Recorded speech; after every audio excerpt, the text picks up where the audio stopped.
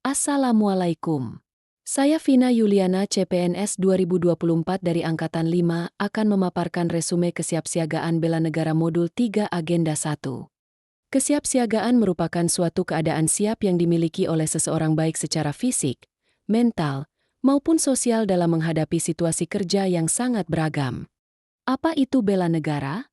Bela negara yaitu sikap, tekad dan perilaku warga negara yang dilakukan dengan ikhlas, sadar serta disertai rasa rela berkorban sepenuh jiwa raga yang dilandasi dengan kecintaan terhadap Negara Kesatuan Republik Indonesia, NKRI, berdasarkan Pancasila dan UUD NKRI 1945 untuk menjaga, merawat serta menjamin kelangsungan hidup berbangsa dan bernegara. Dasar Hukum Bela Negara.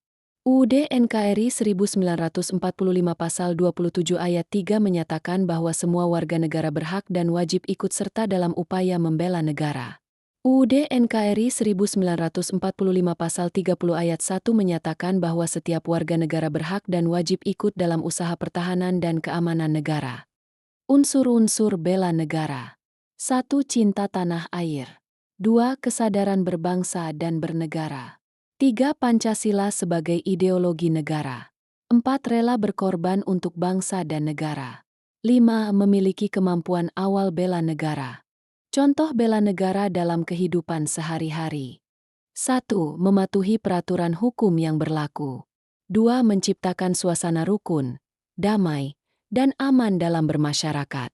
3. Membentuk keluarga yang sadar hukum.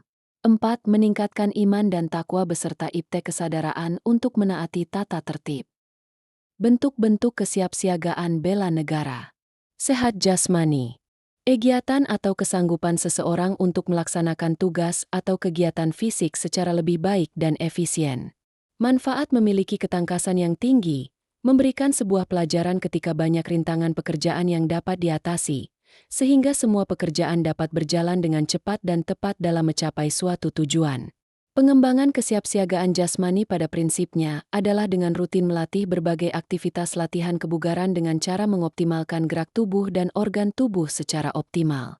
Sasaran latihan kesiapsiagaan jasmani yaitu mengembangkan dan memaksimalkan kekuatan fisik, tenaga, power, daya tahan, endurance, kekuatan, muscle strength. 1. Kecepatan, speed. 2. Ketepatan, accuracy. 3. Kelincahan, agility. 4. Koordinasi, coordination. 5. Keseimbangan, balance. 6. Fleksibilitas, flexibility. Siagaan mental. Kesiapsiagaan seseorang dalam memahami kondisi mental, perkembangan mental serta menyesuaikan diri terhadap berbagai tuntunan sesuai dengan perkembangan mental, jiwa baik dalam tuntunan diri sendiri maupun luar dirinya, seperti menyesuaikan diri dengan lingkungan, rumah, sekolah, lingkungan kerja. Peraturan baris berbaris. Suatu wujud latan fisik yang diperlukan untuk menanamkan kebiasaan dalam cara hidup rangka membina serta kerjasama antar peserta didik. Salah satu yang menjadi dasar pembinaan disiplin adalah dengan latihan PBB. PBB ini ditunjukkan untuk mewujudkan disiplin ing prima, membentuk sikap, pembentukan disiplin serta membina kebersamaan dan setia kawan. Manfaat baris berbaris, menumbuhkan sikap jasmani yang tegap dan tangkas rasa persatuan, disiplin, sehingga dengan seseorang yang mengikutinya mampu menjadi seorang individu yang mengutamakan kepentingan tugas di atas kepentingan individu dan secara tidak langsung menjadikan penanaman rasa tanggung jawab. Apa itu kewaspadaan dini? Kewaspadaan dini kemampuan yang dikembangkan untuk mendukung sinergisme penyelenggaraan pertahanan militer dari pertahanan nir-militer secara optimal, sehingga terwujud kepekaan, kesiagaan dan antisipasi setiap warga negara dalam menghadapi potensi ancaman. 3. Fungsi intelijen. 1. Penyelidikan. 2. Pengamanan. 3. Penggalangan.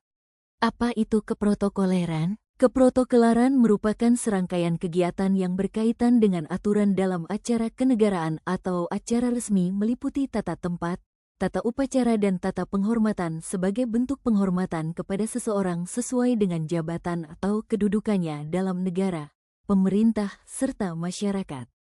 Jenis-jenis acara dibagi menjadi dua, yaitu acara kenegaraan merupakan acara yang diatur dan dilaksanakan oleh panitia negara secara terpusat dihadiri oleh presiden atau wakil presiden dan undangan lain, sedangkan acara resmi merupakan acara yang diatur oleh pemerintah dalam melaksanakan tugas serta fungsi tertentu. Apa itu tata tempat? Berdasarkan Pasal 1 Ayat 7 Peraturan Pemerintah Nomor 62 Tahun 1990, tata tempat merupakan aturan mengenai urutan tempat bagi pejabat negara, pejabat pemerintah dan tokoh masyarakat tertentu dalam acara kenegaraan atau acara resmi. Pengaturan tempat bagi pimpinan dalam sebuah acara. 1. Pengaturan tata tempat didasarkan pada kedudukan di mana orang yang berhak mendapat tempat paling utama adalah mereka yang mempunyai kedudukan yang paling tinggi diikuti pejabat lainnya. 2. Jika berjajar yang berada di sebelah kanan dari orang yang mendapat urutan tata tempat paling utama dianggap lebih tinggi atau mendahului orang yang duduk di sebelah kirinya.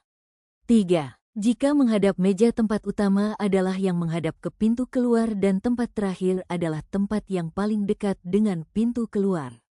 4. Pada posisi berjajar pada garis yang sama tempat yang terhormat, tempat paling tengah 2.